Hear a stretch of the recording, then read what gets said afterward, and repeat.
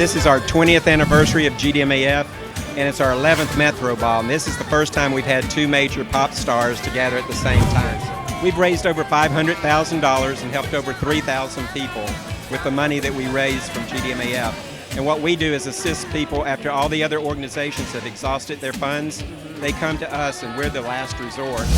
In 1989, we used to have house parties at the house, and back in those days we were losing a lot of people to HIV and AIDS. So we actually had house parties that you had to bring non-perishable items to get into the house. So, as the man that's sort of in charge of this awesome night, what are you most looking forward to this evening? Probably tomorrow where I can rest.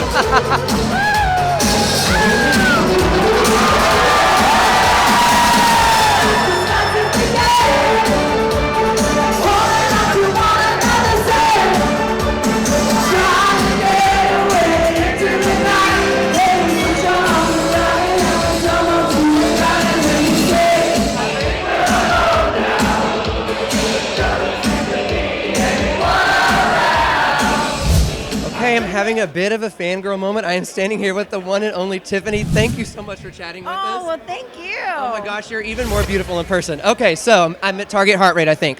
Okay, so it's been 29 years since I Think We're Alone Now came out, and your mall tour of '87. How in the hell do you still look and sound so hot? What's your secret? I don't really, just love in the air, man. Loving what I do. Seriously, I mean, I started off when I was 14, so, yeah, I mean, I'm 44 now, and I just embrace it, and I really do. I have my Zen time and hang out, and, my good wine time. Wine doesn't hurt. She said it straight from her mouth, okay, to my lips. Totally. So, I mean, I just think it's loving what you do. You have such a loyal fan base, especially in the gay community. What do you think that is that keeps people coming back for more? Just being personable, being real, being loving, and my music. I mean, that's the biggest compliment that I get. A lot of my music, especially the songs that I write now, come from my heart, and they talk about breakups and hardships and people not understanding you and growing and just all of those things that we're all going through. So it's the best compliment when I get people say, I grew up with your songs, and I'm still, now that you're a songwriter, I'm still like having that moment with you, and you're like speaking to my heart. It's amazing. I love it. Well, you've spoken to my heart for sure. So I want to talk a little bit about the album that you, the first album you've co-produced coming up, correct? Million Miles? Okay, talk to us about that. It was awesome. I mean, I'm hooked now. I've always been behind the scenes a little bit, especially in the last 10 years, knowing what I want and putting my 2 cents in there. But I didn't feel comfortable taking a title. And on this one, I really came in and I said, okay, I have a big vision for this album. I know what I want. I've written some great songs. I've sought out some writers that I really specifically want to write with.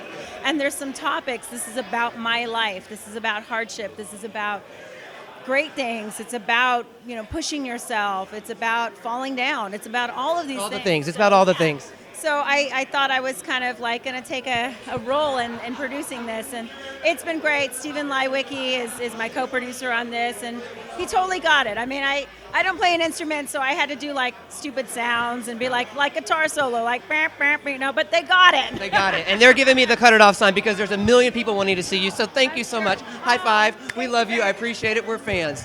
Thank you. Thank you. Thank you.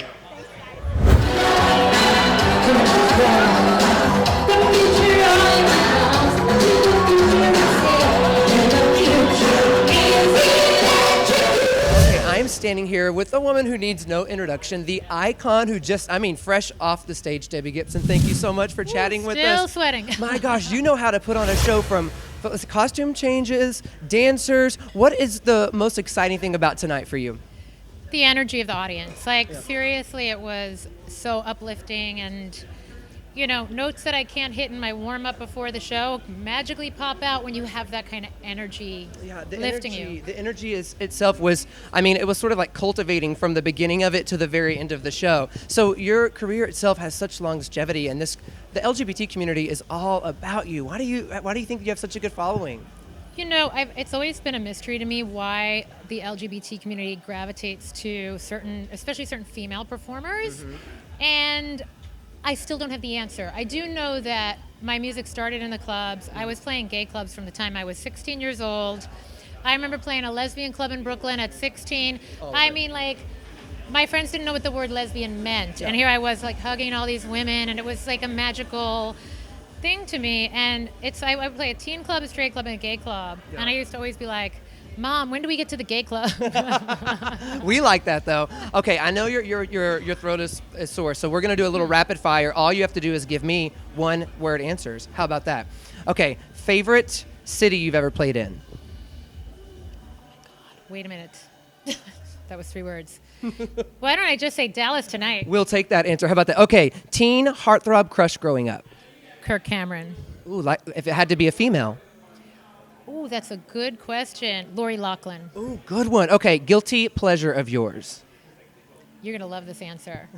I feel no guilt over pleasure. Yes.